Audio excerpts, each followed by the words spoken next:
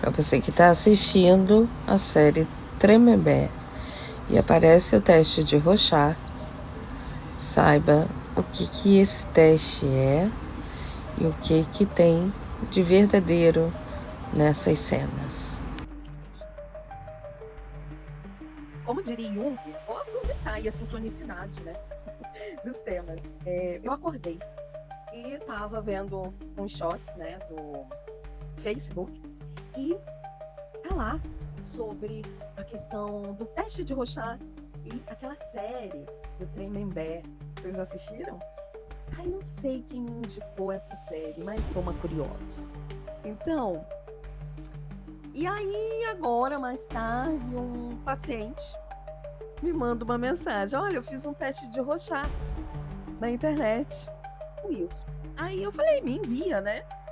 E aí era um teste da internet que fala que é um teste de Rorschach. Eu falei, olha, eu tive Rorschach na faculdade. A maioria dos estudantes tem, né? A gente vê as pranchas, mas eu não me lembro basicamente nada. E para você aplicar o Rorschach, você tem que ter um curso específico, né? Então não adianta só você ser psicólogo. Não pode coaching, não pode terapeutas, não pode outra profissão aplicar o teste de Rorschach. Tem que ser exclusivo, né? Um instrumento exclusivo do psicólogo. E até é interessante falar sobre isso, né? Porque há instrumentos exclusivos do psicólogo. Quais são eles? Os testes psicológicos. A gente não aplica um teste, nós psicólogos, né? A gente não faz nada, nenhuma intervenção, não aplica nenhum instrumento a bel prazer, né? A dizer assim, hoje eu tô a fim de aplicar uma coisa. Não, tem que ter um motivo, né? Até, por exemplo, você entrar numa questão traumática de alguém. Então, a gente mantém muito cuidado pela ética, pela responsabilidade, porque você não está lidando com máquina, você está lidando com um ser humano que, como diria Clarice Lispector, né? Você não sabe o que pode desmontar aquele prédio. Então, assim, a gente tem que ir sempre com muito cuidado. Por isso que a gente, até no nosso código de ética, né, tem essa questão aí a gente não pode fazer um marketing invasivo de falar em 2 sessões você vai ser curado. Primeiro que cura já é um assunto polêmico, né? Então a gente não fala de cura, a gente fala de outras terminologias. Mas para o vídeo não ficar longo e extenso, basicamente, o teste de Rorschach é um teste de personalidade e projetivo. O que é isso? Eu avalio dimensões ali na área da vida da pessoa, tá? Eu vou passar uma prancha para ela com desenho, que são categorizados, né? Que eles são formulados por pessoas experts nisso, credenciadas para isso, e ali a pessoa avaliada vai me falar o que vê. Assim como o TAT. O TAT é um outro teste projetivo, que a pessoa também vê umas imagens, pranchas, né? Por exemplo, eu fui fazer uma avaliação de uma moça para concurso na época da aeronáutica e apliquei o TAT. Por quê? Porque você pode aplicar testes de personalidade. Você tem que ter pelo menos um teste de personalidade entre os muitos testes que tu aplica, tá? Então, por exemplo, teste de atenção, teste mais cognitivo, assim, tá? E o TAT dá essa dimensão, bem como o HTP, que também é um teste de desenho, né? É o teste do desenho. Muita gente, né? Que é House Tree Person, né? Então a pessoa ela vai desenhar, ela vai projetar naquela grafia traços da personalidade. E só quem pode interpretar esses traços da personalidade é um psicólogo credenciado com CRP, né? Então não adianta ser psiconeuro e outra profissão e neuro, enfim, né? Que hoje em dia a gente tem muito acesso a diversas terminologias. Então não, é psicólogo. Psicólogo é psicólogo. E aí é um tema muito gostoso de falar, porque é, não tem a ver com questão política o que eu vou falar. Eu estou falando de fatos e processo jurídico. Eu vou ler para vocês, tá? É uma questão do Supremo Tribunal, que ela data de 2021, 10/3 de 2021. STF veda limitação de acesso a testes psicológicos a profissionais habilitados, né? Então, para a maioria do plenário, a regulamentação da atividade profissional não pode restringir a liberdade da sociedade de amplo contato com os conteúdos publicados no campo científico. A grande questão, né, no dia 5/3, em ambiente virtual, o julgamento da ação direta de inconstitucionalidade ADI 3481 e declarou inconstitucionais dispositivos da Resolução 2 de 2003, Conselho Federal de Psicologia, que restringem a comercialização e uso de manuais de testes psicológicos e profissionais inscritos no Conselho e obrigam as editoras a registrar os dados do psicólogo que os comprarem. Então, ou seja, é norma, no exemplo aí que ele citou, né, que os livros jurídicos não te tornam, né, advogado. E aí é muito interessante esse debate, porque pessoas que não passaram em concursos públicos, que não tiveram uma condição psicológica, vão se sentir desprivilegiadas, né? Só que a gente tem que lembrar que a psicologia não ocorre só no Brasil. A psicologia, ela é mundial.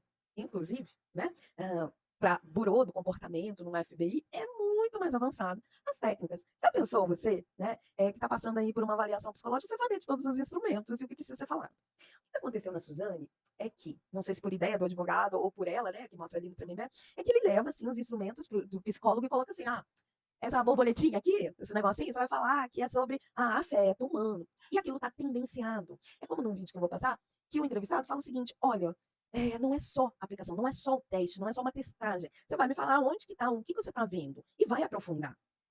A questão da aplicação dos testes psicológicos é muito mais profunda do que o próprio teste. O teste ele não faz uma pessoa ser ou não ser. A gente precisa da clínica. A clínica, em qualquer avaliação psicológica, vamos supor que a pessoa deu toda autista nos testes, mas clinicamente você não está vendo sintomas compatíveis. Então, a clínica é soberana. Os testes podem indicar certas coisas, mas o teste sem o psicólogo, sem essa acuidade do profissional da psicologia, nada resolve. Tá? Então é isso, basicamente, assim, que aconteceu ali com a Suzane nesse específico Tremembé, né, que mostra isso. E aí alguns sites estão tendo esse teste de Rorschach. É verídico? Vai resolver? Não. Isso acontece muito com o teste de QI. Então, assim, eu já vi pessoas aplicando esse teste de QI online e fazendo o teste de QI, aí chega, eu tive uma superdotação. Lógico, lógico, por quê? Porque o algoritmo é tendencioso. A inteligência artificial, ela é tendenciosa. Ela é uma grande bajuladora. Então, o que acontece? Vai dizer lá que você é super inteligente. Mas a validade disso, zero. Por quê? Vamos supor que você queira se associar na Mensa. A Mensa, para quem não sabe, é aquela associação de superdotados. E aí você chega com o seu QI lá na internet, eles vão rir da tua cara. Tá? A grosso modo é isso. Por quê? Porque não tem validade científica. Eles só aceitam laudo de neuropsicólogo. Então, é um assunto muito extenso. Né? É a mesma coisa que você levar um eletrocardiograma e sem o laudo do médico. Então, vai falar, onde você fez esse eletrocardiograma? Eu fiz, assim, sei lá, de uma outra forma, que não a científica que os médicos. Gente, aquilo para validade de saúde é zero, né? Então, é a mesma coisa com os testes psicológicos. Então, sim, eu vou contra essa coisa de que temos que ter uma liberdade de todas essas coisas, porque é perigoso. Vamos supor que todos estudem numa situação trânsito. Então tá, então vou fazer o tracinho lá conforme eles estão querendo. Como diria Freud, cala-se a boca e falam as pontas dos dedos. Você pode tentar burlar um teste psicológico. Só que uma hora, até mesmo na entrevista, você vai mostrar aquilo que você não quer mostrar. Por exemplo, agressividade. Então, porte de arma, trânsito, coisas muito sérias que, segundo essa situação aí, parece que tem que ficar, né, no ensaio de todo mundo. Lógico que tem uma questão aí, que é uma opinião muito pessoal, que é melhor, né, você tirar os instrumentos de uma classe que ela está encontrando seus campos. Mas aí a gente lembra muito bem, a psicologia não é só do Brasil. O que acontece aqui é uma parte do que acontece no globo terrestre. Né? Então, fica feio para o Brasil aceitar certas situações. Né? Acaba sendo uma situação assim, ilógica. Tá? Então, outros países vão olhar para o Brasil e vão achar aquilo estranho. E a cada decisão tem como a gente criar recursos sobre isso. Então, é uma discussão que na verdade não deveria ter discussão. Eu acho muito lógico, eu acho muito sábio já ter isso, até porque a psicologia, ela é do mundo. Ela não é só do Brasil. E a gente ainda não está pronto. Nós estamos criando a cada dia a psicologia, né? Então, hoje tem um teste aprovado lá pelo SATEPSI, que é o nosso banco de testes psicológicos aprovados pelo Conselho Federal de Psicologia. Se a gente quiser aplicar um teste deliberado da nossa cabecinha, não pode, não é validado isso no laudo. Então, a gente precisa se aprofundar realmente. Hoje está aprovado, amanhã pode não estar, e eu não posso aplicar aquilo que não está aprovado pelo meu conselho. Então, a gente precisa seguir algumas regras. A gente não pode achar que o mundo, é um morango do amor, que é tudo, tem que ter acesso. Acesso nada, entendeu? Você está deixando pessoas que assim, não têm a menor condição psicológica aí dirigindo carro, dando tiro nas pessoas, né? Então, a nossa função, enquanto avaliadores, ela é muito maior do que só aplicar um teste. A questão do teste é nada perto do conhecimento que o psicólogo tem. Eu espero ter respondido as questões. É um vídeo longo porque precisa de muitos detalhes. E olha que eu nem coloquei tudo. Tchau, até mais. Mídia, ou casos de crimes muito violentos, eles mandam fazer o teste de Rorschach. Aí o teste de Rorschach não tem como tu enganar. Primeiro que ela tentou colar. O teste é o seguinte, são 10 pranchas. Como que ela tentou colar? Cada prancha tem uma figura abstrata. Então tu olha o que tem naquelas figuras, dependendo do que tu olhar, ela compõe um laudo e ela revela as tuas verdades. Se você colar, por exemplo, essas pranchas tá naquela linha de produtos que não vende, que não vai ali na loja americana e compra que não tem. Ela é uma prancha que só é vendida para psicólogo e especializado no teste de Rorschach. Sim. Então as pessoas não podem saber que imagens são essas, senão quando eu for aplicar em você, essas imagens não são novidades. A Suzane conseguiu. O advogado levou e ela disse, olha, só que, cara, não dá certo. Sabe por quê? Porque quando o psicólogo mostra a prancha, se você já teve acesso à prancha, quando ela olha a prancha, o psicólogo saca pela pupila que aquela imagem é familiar para ela. Caramba! Como ela já teve acesso, ela já estava assim, toda... E aí, é para eu dizer o que está aqui? Isso, inclusive... já vai pro prontuário dela. Olha, ela é desonesta. Porque ela viu antes. Você viu a prancha? Não, imagina. Aí ela já vai lá, olha, essa mulher é desonesta. O que você viu? Eu vi 2 pombinhas voando, que ela quer ver coisinha fofa, né? Que ela ainda acha que se vê coisinha fofa... é melhor. Vai ser inocentado. Só que aí, eu vi 2 pombinhas voando, mas aí você viu onde? Aí, meu amigo... não tem como mentir. Porque, olha, tu pode ver... Cada prancha, tu pode ver até 1.800 coisas. Só que, se tu viu uma florzinha, mas se tu viu a florzinha aqui, quer dizer algo. Se tu viu a florzinha aqui, quer dizer algo. E às vezes muda. Às vezes tu vê a florzinha aqui, ela é ansiosa. Se ela viu a florzinha aqui, ela, como tá perto dessa parte aqui, ela é uma pessoa invejosa. Cara, revela tudo. Se é honesto, é desonesto, se você... a relação que você tem com seus pais... com seus familiares, com colega de trabalho, inveja, ciúme, a tua capacidade de agressão. Quando eu comecei a pesquisa para o teste da Suzane, porque tem uma coisa incrível. A Suzane e o Daniel Cravinhos, que é o namorado que matou o pai dela, eles saíram do tribunal do júri com a mesma pena, 39 anos e alguns meses de cadeia.